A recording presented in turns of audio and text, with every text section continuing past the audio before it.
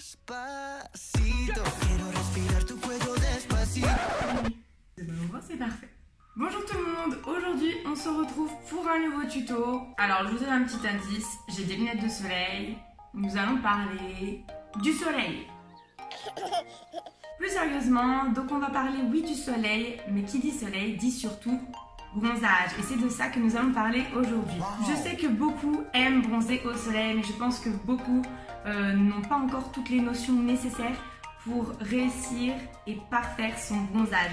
Quand je parle de parfaire un bronzage, c'est ne pas brûler, ne pas avoir de taches partout sur le corps. Il y a plein de choses en fait que les gens n'ont pas en main pour avoir un magnifique bronzage.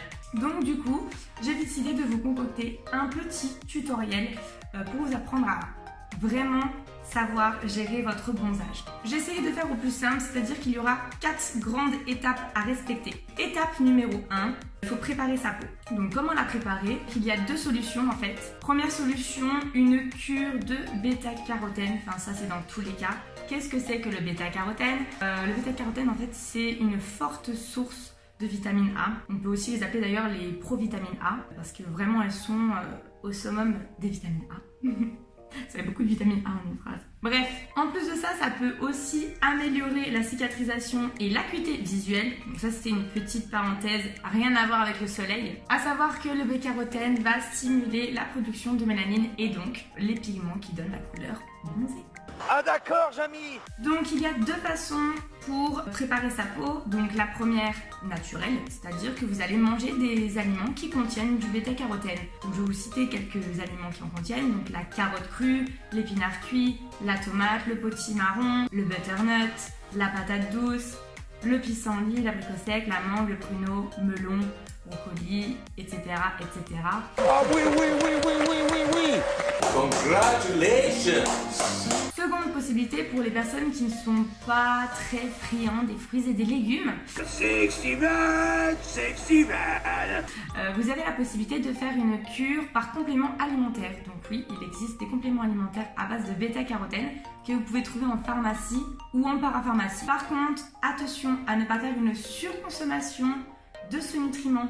Parce que là, par contre, ça pourrait entraîner en fait un résultat catastrophique dans le sens où vous allez ressembler à ça. Oh, t'es une sacrée coquine, toi. Quand on en consomme de trop, on va finir par ressembler à ce qu'on consomme. Donc, une vulgaire petite carotte. Ça serait bête. Non, jamais entendu parler. Je n'ai rien dit, ok? Étape numéro 2, il va falloir faire un gommage qui va vous permettre en fait d'éliminer les cellules mortes que vous avez en fait sur la peau, on ne se rend pas compte. Donc une fois par semaine, et ce pendant 1 mois. Quoi? J'espère que t'as une bonne excuse. Avant l'exposition au soleil, pour être sûr en fait que toutes les cellules mortes sont bien tombées. Et donc du coup ça va éviter de ternir le bronzage et du coup de le maintenir le plus longtemps possible.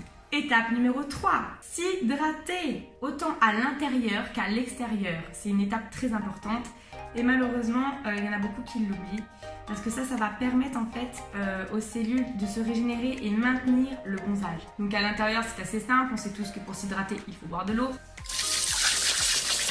Mais pour l'extérieur, encore beaucoup l'ignorent. Mais il faut se mettre du lait corporel. Le lait corporel hydrate clairement la peau. You wanna go for a ride? Sure, Ken. Jump in. I'm a Barbie girl in the Barbie world. Le lait corporel va servir à régénérer les cellules. Toute hydratation, hein, bien sûr, il n'y a pas que le lait. Autant le lait que l'eau qui va être absorbée par le corps va provoquer un renouvellement cellulaire et donc maintenir le bronzage. Un peu comme le gommage finalement. Étape numéro 4. Bien choisir sa crème solaire en fonction de sa carnation, bien évidemment. Je ne vais pas vous faire un cours là-dessus, vous pouvez retrouver exactement votre phototype sur internet pour savoir exactement quel type de crème il vous faudra. On évite surtout les graisses à traire qu'on a beaucoup aimé fut un temps, mais que beaucoup continuent à utiliser. Les graisses à traire, souvent, elles ne protègent pas, ou alors très peu. Donc honnêtement, ça ne sert à rien, vous êtes en train de vous faire griller comme si vous grilliez au barbecue. C'est pas la peine, vraiment c'est pas la peine, vous allez brûler.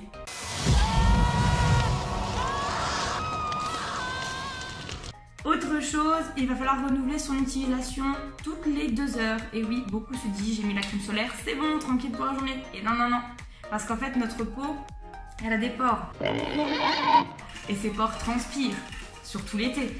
Donc, pendant qu'on transpire, la crème va scinder. Et il va falloir donc renouveler son utilisation pour toujours être protégé en fait. Alors, théoriquement, ce tutoriel est terminé, mais je voulais quand même ajouter une 5e étape qui concernera le respect des horaires d'exposition au soleil.